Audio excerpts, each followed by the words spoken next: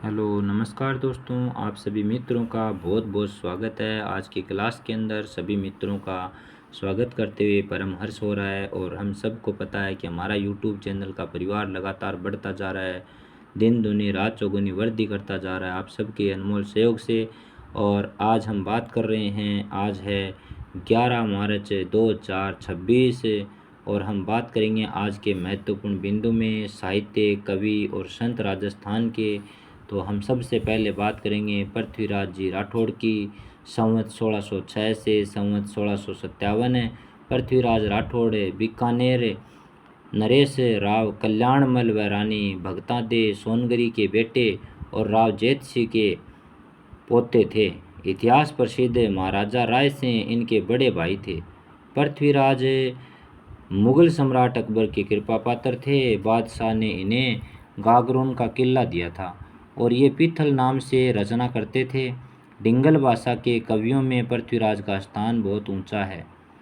इस इनके प्रमुख ग्रंथ हैं वेली कृष्ण रुक्मणीरी, दसम भागवत, राधुआ, गंगा लहरी, बसदेव राउत, दसरा दशराथ राउत, कल्ला रायमलरी, कुंडलियाँ आदि। वेली कृष्ण रुक्मणीरी पृथ्वीराज की सर्वोत्कृष्ट रचना है। वेली डिंगल में लिखा हुआ 305 पद्यों का एक खंड काव्य है। इसमें श्री कृष्ण भगवान है वो रुक्मणी जी के विवाह की कथा का वर्णन करते हैं और यह ग्रंथ श्रृंगार रस प्रधान है। दुर्सा आडा ने इस ग्रंथ को 5वां वेद कहा है और 19वां पुराण भी कहा है। अब बात करेंगे दूसरे जो कवि हैं महाकवि बिहारी। तो आमेर के मिर्जा राजा जय सिंह का दरबारी कवि जिसने 713 दोहों का की बिहारी सत से अत्यंत लोकप्रिय काव्य ग्रंथ की रचना की। बिहारी की कविता का मुख्य विषय था श्रृंगार, लेकिन उसमें नीति, भक्ति, अन्य विषय भी लिखे गए हैं। कवि चंद्रवरदाई की बात करें तो ये सम्राट पृथ्वीराज चौहान के सामंत व राजकवि थे। इन्होंने पिंगल और प्रसिद्ध महाकाव्य पृथ्वीराज रासो की रचना की। नरपति नालय बिसलदेव रासो एक प्रेम मूलक काव्य है। नरपति नालय द्वारा रचित इस ग्रंथ में अजमेर के चौहान शासक बिसलदेव, विग्रहराज चतुर्थ 12वीं सदी का उत्तरार्ध एवं उनकी रानी राजमती की प्रेम गाथा का बहुत ही सुंदर वर्णन किया गया है। बिसलदेव रासो में 216 छंद हैं और इसमें 4 खंड हैं। इसकी भाषा गुजराती और राजस्थानी मिली जुली है। श्रीधर व्यास जी की बात करें तो ये ईडर राजा रणमल के समकालीन थे। इन्होंने रणमल छंद की रचना की और यह 70 छंद का एक वीर काव्य है। इसमें पाटन के सूबेदार जफर खां एवं ईडर के राठौड़ राजा रणमल के युद्ध विक्रमी संवत 1454 का वर्णन किया गया है। इसमें जफर खां हारा था। दुर्गा सप्तशती इनकी अन्य रचना भी है। शिवदास गार्डन की बात करें तो सन 1430 से 1435 के मध्य शिवदास गार्डन द्वारा रचित अचलदास खिंचीरी वचनिका डिंगल ग्रंथ में माडू के सुल्तान होसंगसाय एवं गागरोन के शासक अचलदास जी खिंची के मध्य हुए युद्ध सन 1423 ईस्वी का वर्णन बहुत ही सुंदर तरीके से किया गया है। इसमें खिंची शासकों की संक्षिप्त जानकारियाँ भी दी गई हैं। शिवदास गार्डन अचलदास खिंची के आश्रित कवि थे।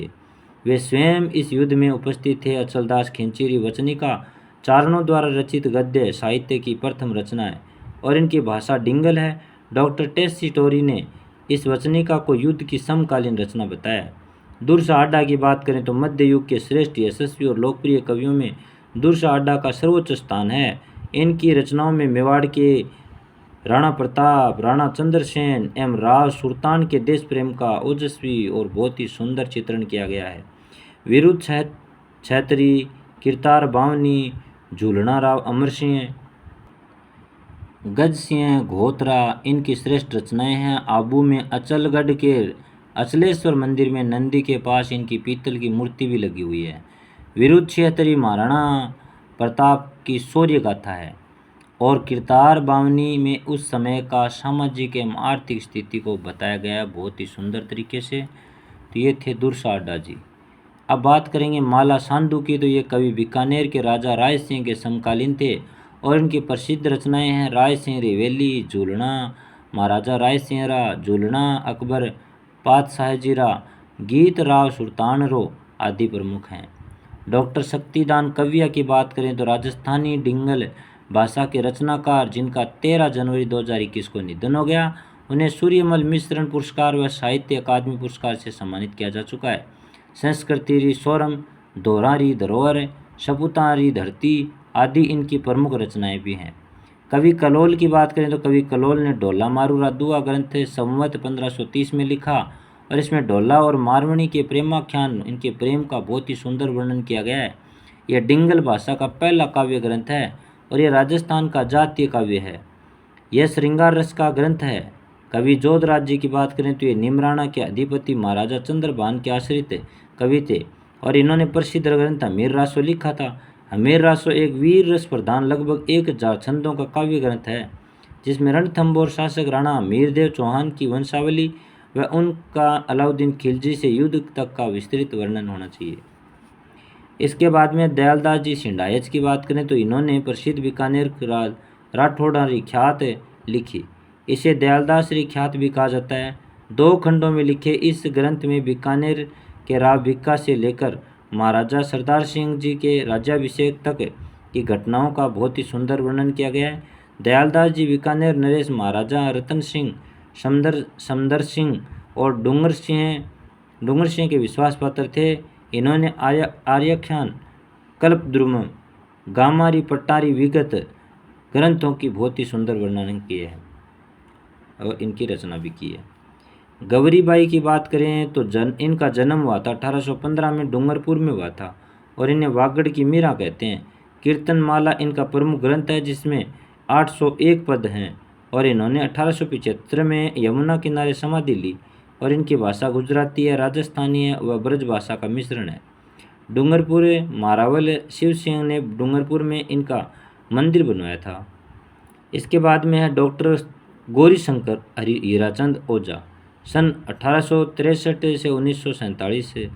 तो डॉक्टर ओझा का जन्म 14 सितंबर 1863 को हुआ, सिरोही जिले के अंदर हुआ था और जिन्हें रोयडा गांव में हुआ था और ये इतिहास, पुरातत्व और साहित्य के बेजोड़ विद्वान थे।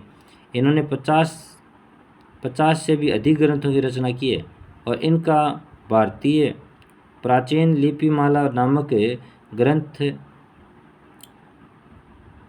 ग्रंथ लिपि संबंधी संसार का श्रेष्ठतम ग्रंथ माना जाता है और इन्होंने राजस्थान के इतिहास के कई ग्रंथों के अलावा राजस्थान के प्रथम इतिहास से ग्रंथ मूलनौत नैणसेरी ख्यात का संपादन किया और कर्नल जेम्स टोड की annuls and antiquities of Rajasthan नामक बहुप्रसिद्ध कृति का भी इन्होंने हिंदी में अनुवाद भी किया है। इसके बाद में है अगला जो बिंदु है वो है इन्हें राजस्थान का गरीबन कहा जाता है। इन्हें 1914 में राय बहादुर की पदवी प्राप्त की गई थी। 1947 में इनका निधन हो गया और हिंदी में पहली बार भारतीय लिपि का शास्त्र लेखन कर उन्होंने अपना नाम गिनीज वर्ल्ड ऑफ बुक में अंकित कराया। विजयदान देथा बिज्जी के नाम से लोकप्रिय प्रसिद्ध राजस्थानी साहित्यकार हैं और उनकी राजस्थानी में 14 खंडों में प्रकाशित बातारी फुलवारी के 10वें खंड को केंद्रीय साहित्य अकादमी पुरस्कार भी मिला है। इन्होंने राजस्थानी शोध पत्रिका, परंपरा, लोकगीत, गोग हटजा,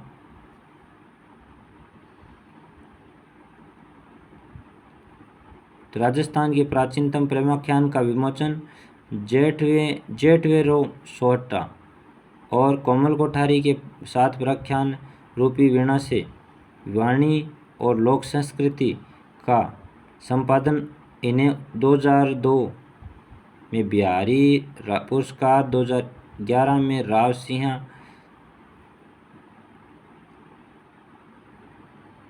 अवार्ड से वर्ष 2007 में पद्मश्री से सम्मानित किया गया था और रूख उलझन, सपन प्रिया, केंचुली, द डिलेमा, आलेखू हिटलर इनकी अन्य प्रसिद्ध रचनाएं हैं और इनकी कृतियां दुविधा, परिणति एवं बाणदास चोर पर फिल्म बन चुकी है और इन्हें 2012 में प्रथम राजस्थान रत्न से नवाजा गया और जिसे बिजली कोमल कोठारी के साथ रूपायन संस्थान ये संस्थापक भी थे।